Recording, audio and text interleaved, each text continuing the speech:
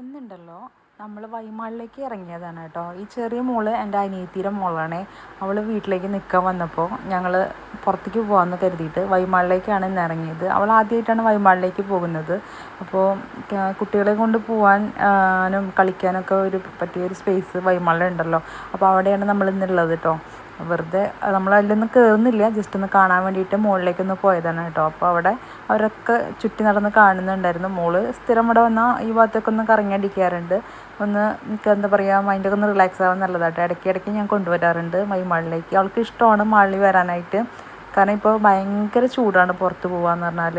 അതിനായിട്ട് നല്ലത് നമ്മൾ മാളിലാണെങ്കിൽ അവിടെ എ സിയിൽ നമുക്ക് സുഖമായിട്ട് നടക്കുമ്പോൾ നല്ല നല്ല കൂളിംഗ് ആയിരിക്കുമല്ലേ മാളിൻ്റെ ഉള്ളിലൊക്കെ. അപ്പോൾ ഔട്ടിംഗ് എന്ന് പറഞ്ഞാൽ ഏറ്റവും ബെറ്റർ ഇപ്പോൾ മാളിൽ പോകുക എന്നുള്ളതാണ്. അപ്പോൾ ഞാൻ അവിടേക്കാണ് കൊണ്ടുവന്നിട്ടുള്ളത്. അവിടെയൊക്കെ ഒന്ന് കറങ്ങി നടങ്ങുന്ന ജ്യൂസും സ്നാക്സൊക്കെ കഴിച്ച് ഞങ്ങൾ കുറച്ച് നേരം അവിടെ ഇരുന്നിട്ട് പോന്നു.